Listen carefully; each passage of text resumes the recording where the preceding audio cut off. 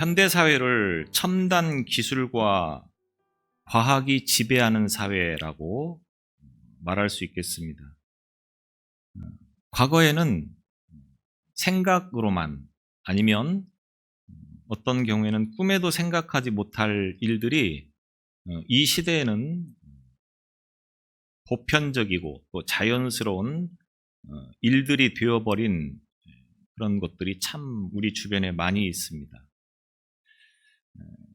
그런 세상에서 살면서 사람들에게는 과학적이고 합리적인 것만이 삶의 지혜이고 방법이라고 생각을 하면서 반대로 말하면 과학적이지 못하고 합리적이지 못한 것들은 무시해버리고 별로 취급하지 않으려고 하는 그런 경향들이 매우 짙다고 하는 겁니다.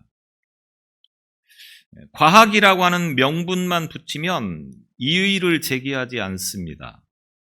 또 돈이라고 하는 것 앞에서 많은 사람들이 굴복하면서 살아가는 모습을 쉽게 봅니다.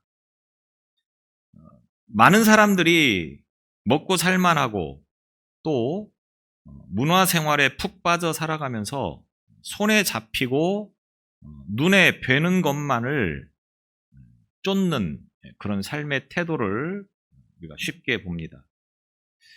이와 같이 모든 분야에서 발전을 거듭하면서 사람들의 의식 구조마저 새로워지는 그런 시대를 우리가 살아가고 있습니다.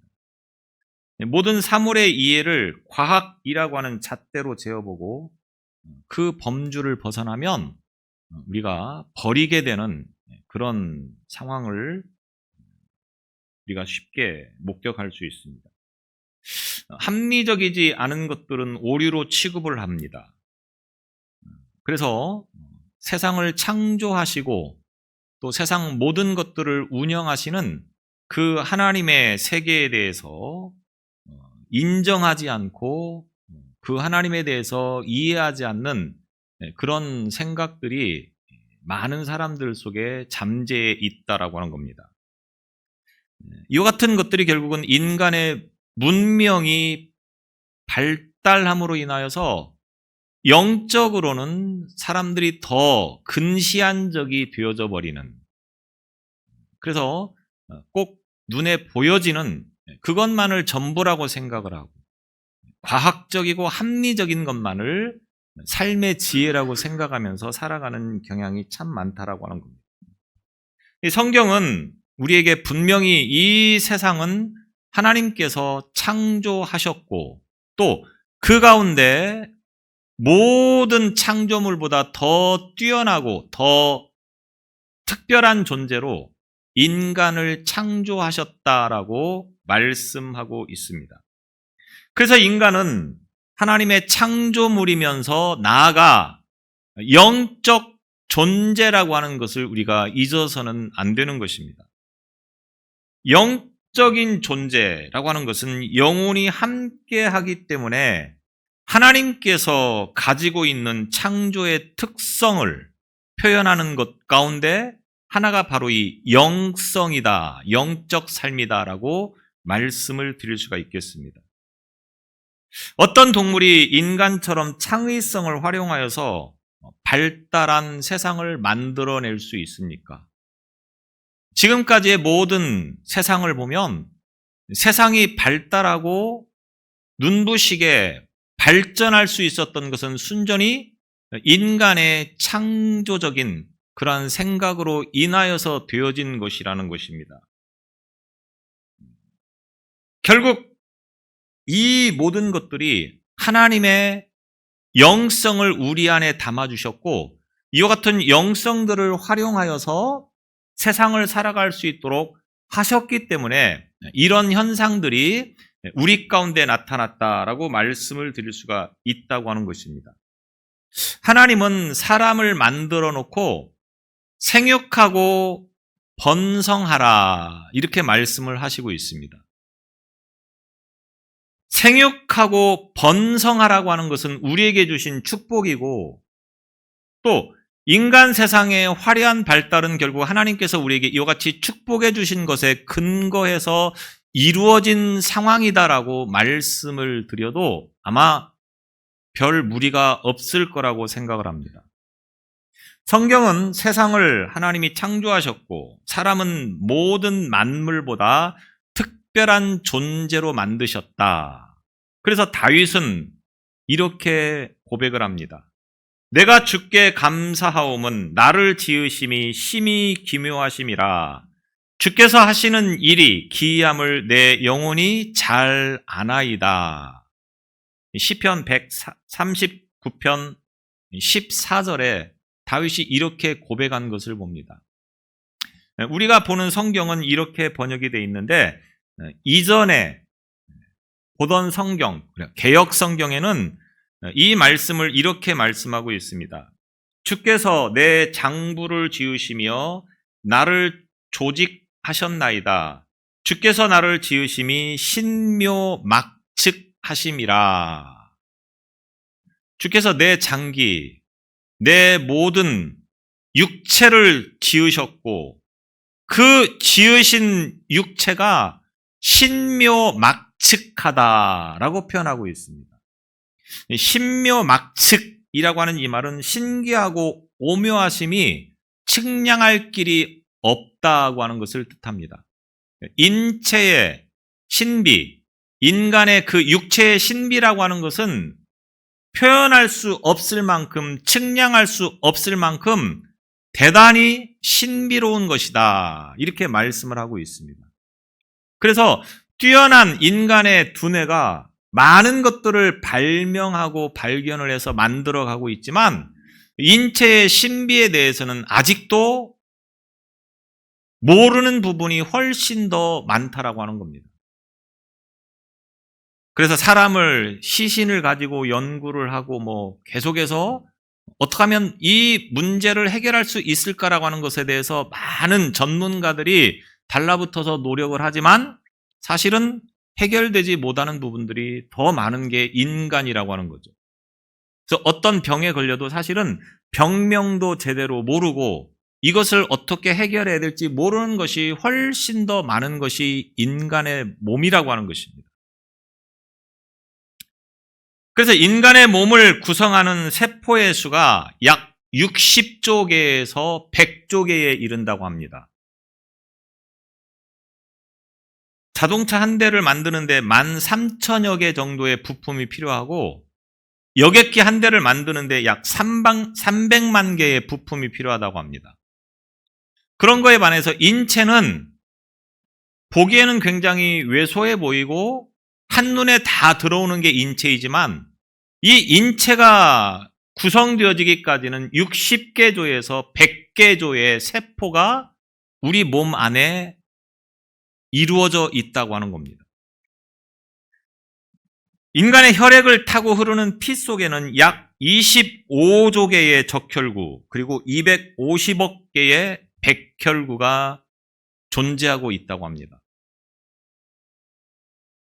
또 혀 표면에는 9,000개 이상의 미각 세포가 있어서 맛을 분별해낸다고 하는 겁니다. 또 인간의 혈관을 한 줄로 이으면 12만 킬로미터.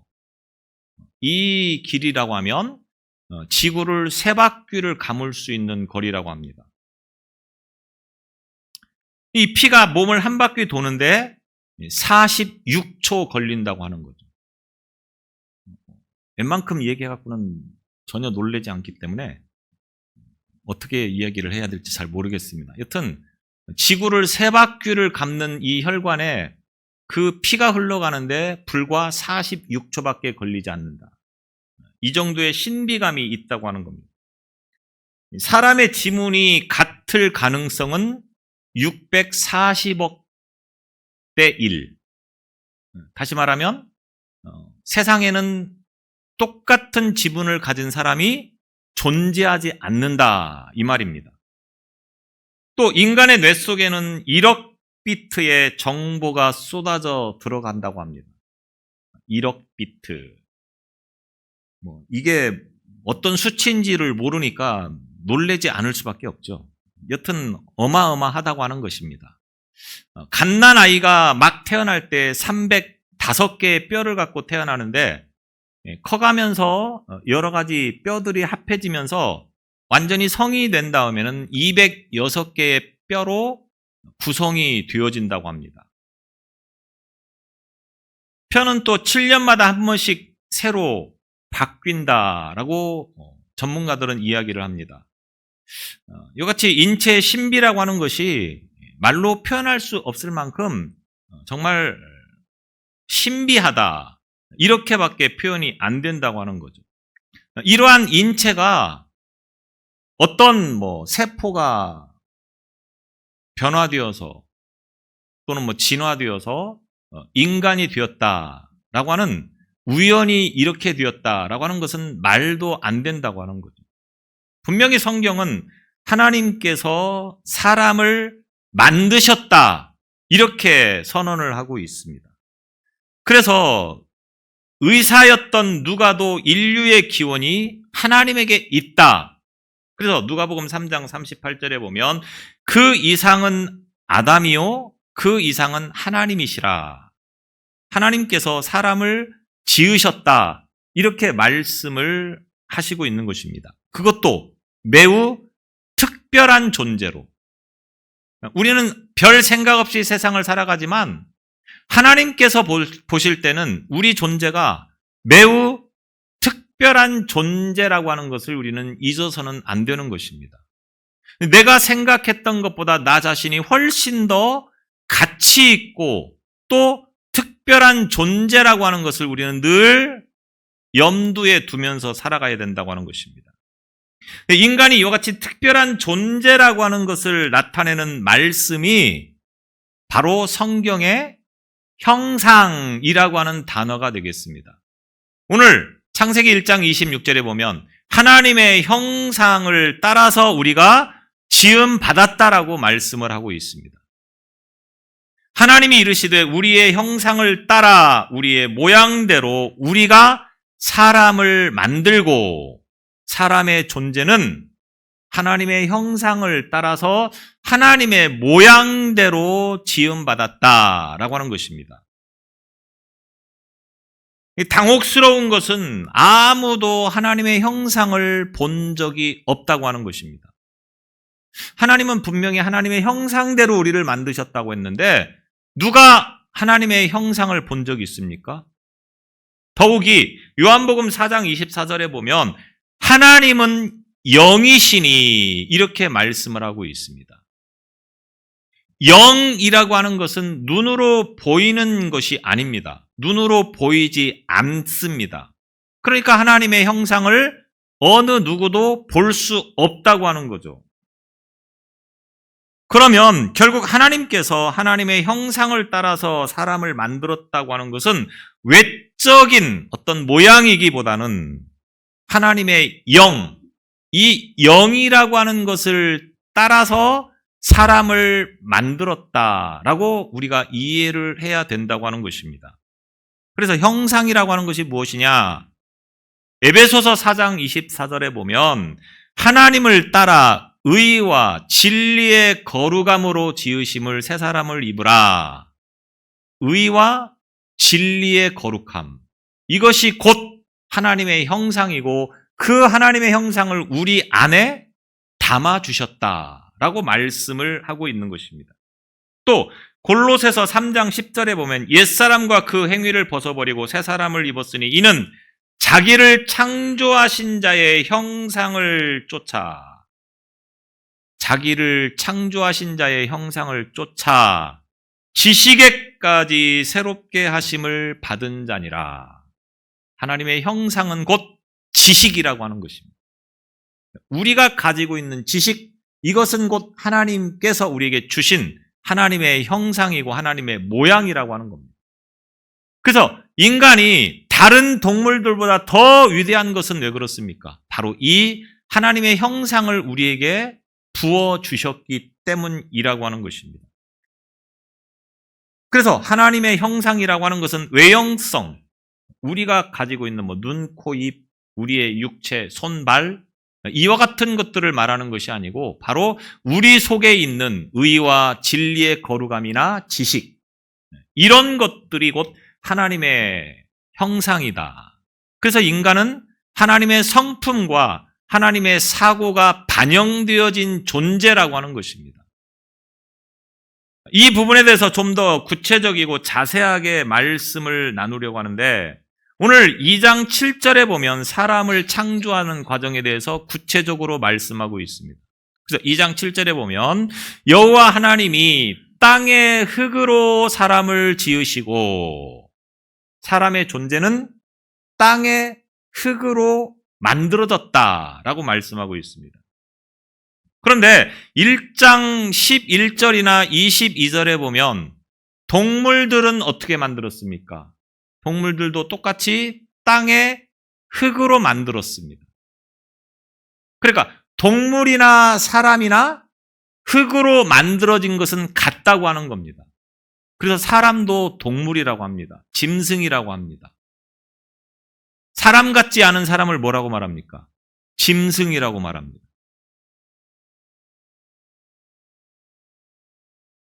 그런데 땅의 흙으로 이 말을 직역하면 그 땅으로부터 그 티끌의, 이런 말입니다.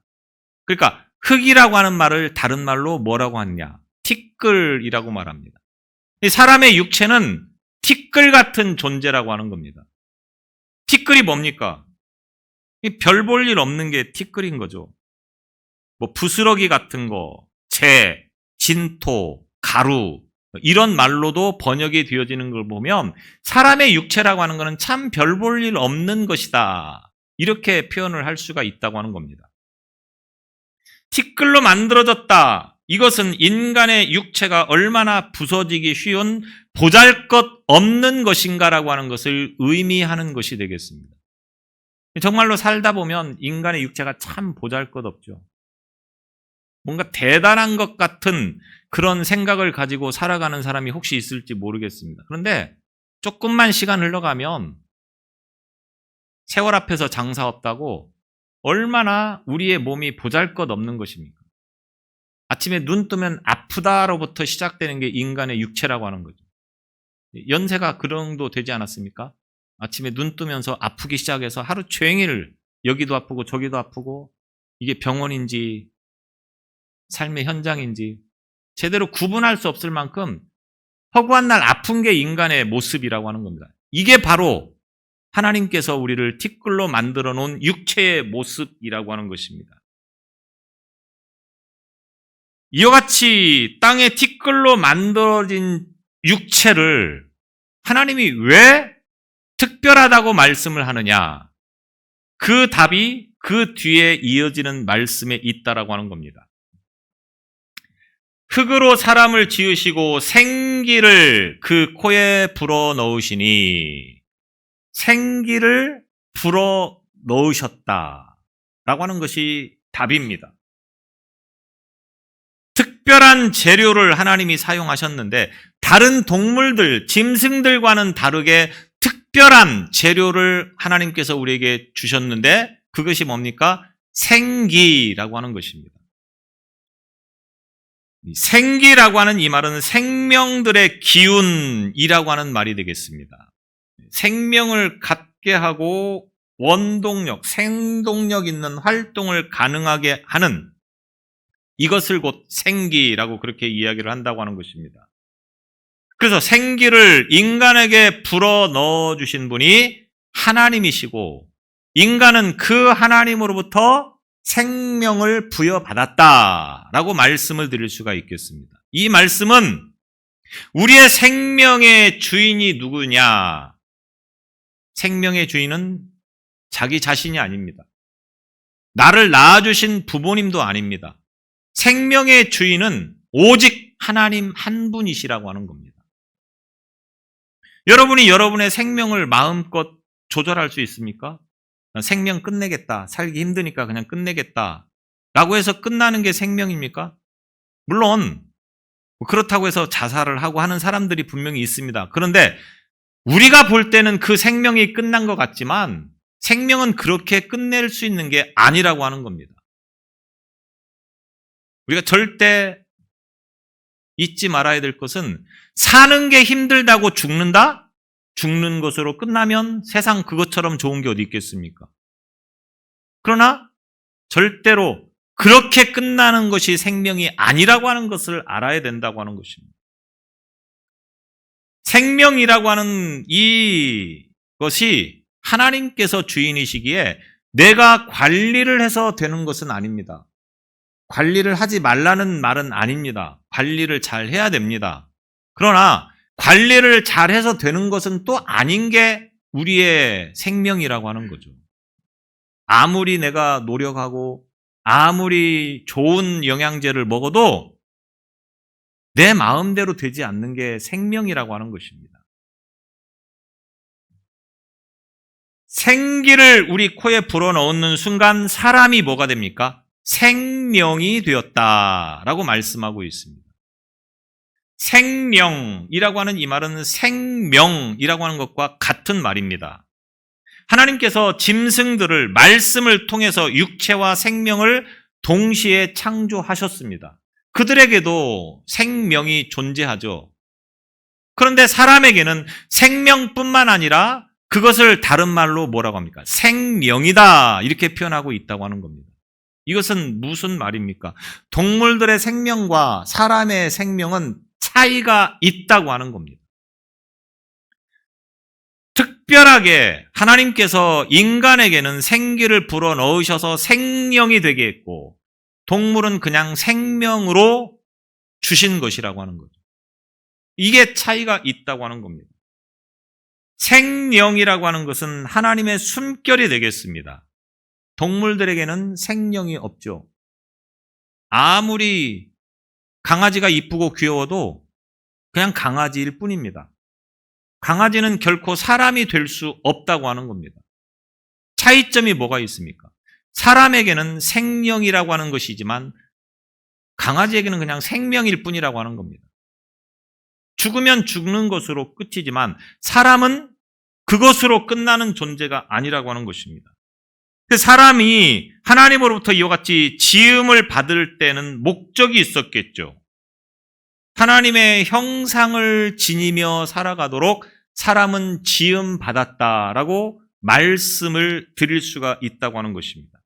그래서 하나님께서 자기 형상으로 지으셨다라고 하는 이 말은 하나님과 비슷한 어떤 그런 삶을 살아가야 하는 존재로 지으셨다. 이렇게 말씀을 드릴 수가 있다고 하는 겁니다. 우리 존재가 하나님처럼 살아가야 되는데 그런데 세상을 보면 하나님처럼 살지 못하는 경우들이 얼마나 많은지 모릅니다. 여러분들이 세상을 살아온 지금까지의 삶의 모습을 보십시오. 하나님이 나를 지으시고 나를 이 땅에 살게 하셨는데 내가 그 하나님의 기대하신 대로 세상을 살아오고 있는가? 다시 말하면 내가 하나님처럼 살아왔는가? 하나님께서 나의 삶을 보시면서 과연 제대로 살아가고 있구나 라고 하는 것을 말씀하실 수 있을까? 라고 하는 것을 우리는 깊이 생각해야 된다고 하는 겁니다. 현실은 그렇지 못할 일들이 참 많죠. 세상 사람들, 하나님을 알지 못하는 사람과 하나님의 자녀라고 하는 우리의 삶이 과연 다른 것이 있었는가? 라고 하는 것을 한번 생각해 보면 우리가 쉽게 그 답을 얻을 수 있다고 하는 것입니다. 여튼 인간의 존재는 하나님께서 특별하게 생기라고 하는 것을 부여하셔서 영적인 존재로 지으셨다라고 우리가 말씀을 드릴 수가 있는 것입니다. 영적인 존재, 사람의 존재는 영적인 존재입니다. 사람의 가치는 영적인 것에 있다고 하는 것입니다. 그 다음에 세 번째로 인간이 만들어질 때 사용되어진 재료가 또 한 가지 있습니다. 뭡니까? 2장 22절에 보면 여호와 하나님이 아담을 잠재우신 다음에 그의 갈빗대를 뽑아서 여자를 만드셨다. 이렇게 말씀하고 있습니다. 이 사람의 재료는 세 가지로 만들어진 거죠. 흙과 생기와 그 다음에 갈빗대. 우리 육체가 그렇습니다. 그래서 우리는 부모님으로부터 태어나서 세상을 살아갑니다. 그러나 우리의 몸은, 우리의 삶은 이 세 가지, 흙과 생기와 그 다음에 갈빗대를 통하여서 구성되어진 존재로 이 세상을 살아가야 된다라고 하는 것입니다. 가인과 아벨이 부모의 아담과 하와의 몸을 통하여서 태어난 것처럼 우리가 부모의 몸을 통하여서 태어나는 것은 바로 이 세 번째, 갈빗대를 취해서 만들어진 것과 같은 것이다 라고 하는 것을 우리가 알 수 있다고 하는 것입니다. 여튼 사람의 육체는 이렇게 만들어졌습니다. 그런데 누군가가 뭘 만들 때는 반드시 목적을 가지고 만드는 거죠. 별 생각 없이 주물주물 하다가 만들어진 것은 없습니다. 반드시 뭔가를 만들 때는 필요에 의해서 뭔가 목적을 이루기 위해서 만든다고 하는 겁니다. 그 성경에도 보면 사람을, 이사야 같은 경우에도 그렇습니다. 사람을 흙으로, 진흙으로 만든 그릇과 같은 것이다. 토기장이가 진흙으로 그릇을 만들었다고 하는 표현을 사람을 통하여서 쓰고 있다고 하는 겁니다. 우리가 흙으로 만들어진 그릇과 같은 것이다 라고 하는 것입니다. 자, 그릇의 용도는 무엇입니까? 그 안에 뭔가를 담아서 사용하려고 하는 거죠. 물론 뭐 그릇도 아름답고 좋은 것이면 좋겠지만 더 중요한 것은 그 그릇 안에 뭐가 담겨져 있느냐가 더 중요합니다. 그릇을 예쁘게 만들고 아름답게 만들어서 그 안에 쓰레기를 담아 놓으면 무슨 그릇이라고 합니까? 그릇이 좋아서 그것을 다르게 부르지 않습니다. 그 안에 뭐가 담겨 있느냐가 중요한 거죠. 쓰레기가 담겨 있으면 쓰레기통입니다. 아무리 아름다워도, 아무리 비싸도. 마찬가지로 사람의 몸도 무엇을 담고 있느냐에 의해서 그 사람의 가치가 결정되어진다고 하는 겁니다. 하나님께서 사람을 그릇처럼 만들어서 사용을 하시려고 하는데 사람의 몸이, 사람의 육체가 왜 존재하느냐? 하나님의 영혼을 담기 위한 그릇이라고 하는 것입니다. 저와 여러분의 몸이 존재하는 이유는 영을 담기 위해서, 영혼을 담기 위해서 만들어 놓은 것이다라고 하는 것을 잊지 말아야 되는 것입니다. 그래서 사람의 가치는 무엇에 있다고요? 몸에 있는 것이 아니고 영혼에 있다고 하는 것입니다. 사람이 볼 때는 몸이 재산이다라고 생각을 하면서 그 몸이 굉장히 중요한 것처럼 생각하며 살아가고 있습니다. 그런데 시간이 지내놓고 보면 그 몸이 그 몸 아니겠습니까? 60이 넘고 70이 넘은 사람들이 몸을 가치 있게 여기며 살아가고 있습니까? 다 그 몸이 그 몸입니다. 아름다웠던 젊을 때 아름다웠던 그 모습이 60이 넘고 70이 넘어도 여전히 그 미모를 간직하며 살아가고 있습니까? 그렇지 않습니다. 시간이 흘러가면 다 똑같습니다. 사람에게는 중요한 것이 무엇이냐? 그 몸이 아니라 그 안에 있는 영혼이 중요하다고 하는 것입니다. 그릇이 중요한 것이 아니고 내용물이 중요한 것처럼 사람에게도 몸이, 육체가 중요한 것이 아니고 영혼이 중요하다고 하는 것을 우리는 반드시 기억해야 됩니다. 왜? 하나님께서 우리를 만드실 때는 몸을 쓰기 위해서가 아니라 영혼을 담아서 사용하시려고 만드셨기 때문이라고 하는 것입니다. 제가 지금 제대로 표현을 하고 있는지 잘 모르겠습니다. 여튼 사람의 몸이라고 하는 것은 영혼을 담기 위해서 존재하는 것이다라고 하는 것을 잊지 말아야 되는 것입니다.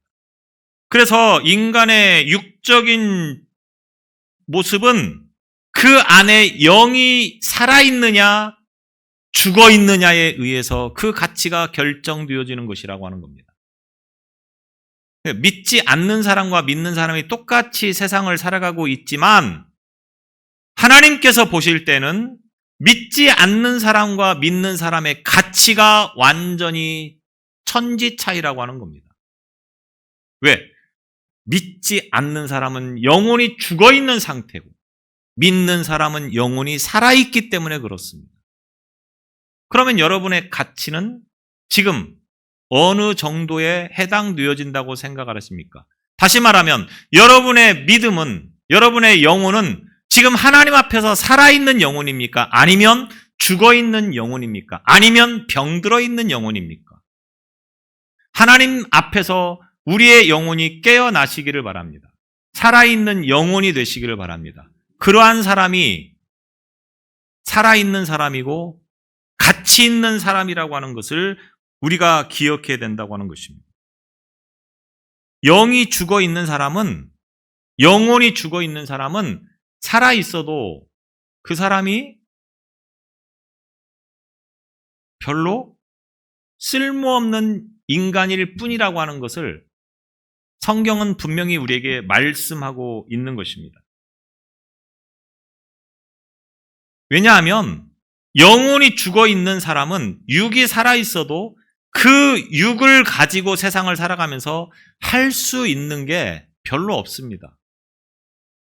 뭔가 대단한 것을 하고 있는 것처럼 생각하며 살아가고 있을지 모르겠지만 사실 우리가 세상을 살아가면서 내가 내 힘으로 할 수 있는 일들이 얼마나 있다고 생각을 하십니까? 부모가 자식에게, 자식이 부모에게, 남편이 아내에게, 아내가 남편에게 해줄 수 있는 것이 얼마나 있다고 생각하십니까? 정말 죽을 만큼 힘들고 어렵고 고통스러울 때 해줄 수 있는 것이 아무것도 없습니다. 그게 사람의 몸이라고 하는 겁니다. 그래서 마태복음 6장 27절에 보면 너희 중에 누가 염려함으로 그 길을 한 자라도 더 할 수 있겠느냐 이렇게 말씀합니다. 사람의 몸을 가지고는 할 수 있는 것이 아무것도 없다고 하는 겁니다.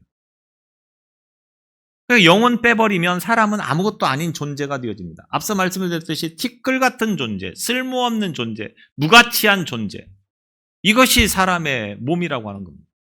그렇다고 하면 우리가 세상을 살아가면서 어떻게 살아가야 참된 삶을 살아가는 것이고 의미 있는 삶을 살아가는 것이고 가치 있는 삶을 살아가는 존재가 되겠습니까? 영혼이 살아야만이 그 삶이 의미 있고 가치 있는 삶이 되어지는 것입니다.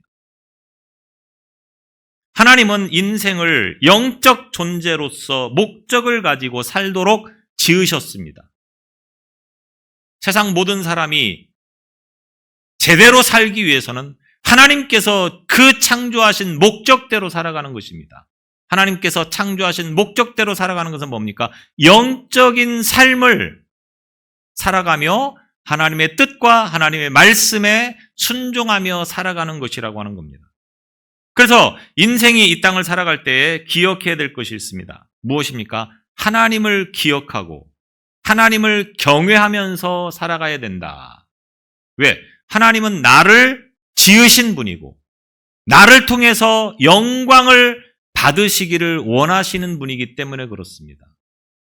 이렇게 살지 않는 인생은 짐승하고 다를 게 하나도 없습니다. 짐승처럼 사는 거하고 뭐가 다를 게 있겠습니까? 사람이 사람일 수 있는 것은 하나님께서 나를 지으신 그것을 기억하며 그 하나님의 뜻대로 하나님을 영광스럽게 하는 삶을 살아갈 때에 가치 있는 삶이고 의미 있는 삶이 되어진다고 하는 것입니다. 그래서 전도서 기자는 12장 1절에 이렇게 말합니다. 너는 너의 창조자를 기억하라. 하나님을 경외하라. 이것이 사람의 본분이니라. 사람의 본분은 어디에 있습니까? 창조주이신 하나님을 기억하고 그 하나님을 경외하며 살아가는 것에 있다고 하는 것입니다. 하나님께서 사람을 지으신 목적이 이사야 43장에 보면 이 백성은 내가 나를 위하여 지었나니 나의 찬송을 부르게 하려 하심이라. 이사야 43장 21절에 이렇게 말씀하고 있습니다. 오늘 저와 여러분이 살아가야 하는 목적이 무엇이고 이유가 무엇입니까? 잘 먹고 잘 살기 위해서 잘 먹고 잘 사는 거 다 비슷합니다. 우리가 볼 때는 굉장히 차이가 있어 보이지만 지내놓고 보면 그게 별거 아니었더라고 하는 거 아니겠습니까? 시간이 얼마나 쏜살같이 흘러갑니까? 23년도도 시작한 지가 엊그제 같은데 눈 떠보니까 벌써 종착점에 다다르고 있습니다. 이게 인간이라고 하는 거예요. 이와 같이 흘러가는 인간들이 도대체 무엇에 정신이 팔려서 무엇을 하며 살아가는지 제대로 삶의 목적을 잃어버리고 살아가는 일들이 너무 많다고 하는 겁니다. 우리가 정말로 바쁘고 분주해야 될 것이 무엇인지를 이 시간 다시 생각해 볼 수 있기를 바랍니다. 우리의 삶은 하나님을 기억하고 하나님께 영광을 돌릴 때 그 안에서 기쁨이 있고 그 안에서 평안이 있고 그 안에서 행복한 삶이 되어진다고 하는 것을 잊지 않기를 바랍니다. 또 하나님께서 우리를 이 땅에 보내주실 때는 만물을 다스리고 정복하며 살라고 우리를 이 땅에 보내주셨다고 하는 겁니다. 자, 다시 창세기 1장으로 넘어가서 1장 28절에 보면 하나님이 그들에게 복을 주시며 하나님이 그들에게 이르시되 생육하고 번성하여 땅에 충만하라, 땅을 정복하라, 바다의 물고기와 하늘의 새와 땅에 움직이는 모든 생물을 다스리라. 우리가 이 땅을 살아갈 때는 땅의 모든 것들을 정복하고 다스리도록 하나님께서 우리를 이 땅에 보내주셨다고 하는 겁니다. 그래서 제가 서두에 말씀을 드렸듯이 이 땅이 이렇게 발전할 수 있었던 것은, 발달할 수 있었던 것은 하나님께서 우리에게 그런 명령을 내리셨고 그 명령대로 살아가기 때문에 가능했다라고 하는 거죠. 아무리 지식이 뛰어난 원숭이라도 이런 세상을 만들 수 없습니다. 사람만이 할 수 있습니다. 하나님께서 주신 그 모든 책임이 사람에게 있고 사람이 그 일을 감당할 때 이런 세상들이 이루어질 수 있다고 하는 것입니다. 하나님께서 사람으로 하여금 모든 생물을 다스리고 정복하며 살라고 우리에게 말씀하고 있습니다. 다스리며 살아가도록 우리에게 책임을 부여하셨습니다. 여러분, 사람의 가치는 몸뚱아리에 있는 것이 아닙니다. 그런데 많은 사람들이 몸뚱아리를 가꾸는 일에는 얼마나 신경을 쓰는지 모릅니다. 영혼을 가꾸는 일에 여러분이 얼마나 신경을 쓰셨습니까? 우리가 정말로 관리를 해야 되고 정말로 가꿔야 되는 것은 영혼에 있다고 하는 것입니다. 물론 아무렇게나 함부로 해도 된다고 하는 것을 말하는 건 아닙니다. 잘 가꾸고 잘 관리하고 잘 해야 됩니다. 그러나 더 중요한 것이 몸뚱아리에 있는 것이 아니고 영혼에 있다고 하는 것을 잊어서는 안 된다고 하는 것입니다. 오늘 하나님께서는 우리를 매우 특별한 존재로 이 세상에 보내셨습니다.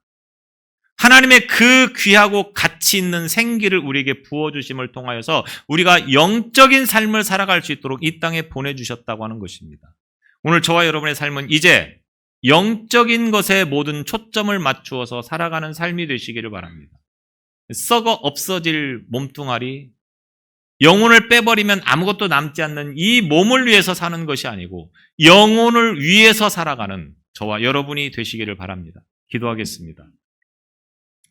우리를 매우 특별한 존재로 만드셔서 이 땅에 보내주신 하나님, 우리의 삶의 목적이 무엇이며 무엇을 위하여서 살아가고 있는가를 다시금 돌아보게 하여 주옵소서. 우리의 가치는 몸에 있는 것이 아니고 영혼에 있다고 하는 것을 기억하게 하여 주시고 그 하나님께서 이 땅에 보내주실 때의 목적과 그 뜻을 잘 이해하고 그 뜻대로 순종하며 살아가는 우리의 삶이 되도록 인도하여 주옵소서. 예수님 이름으로 기도드리옵나이다. 아멘.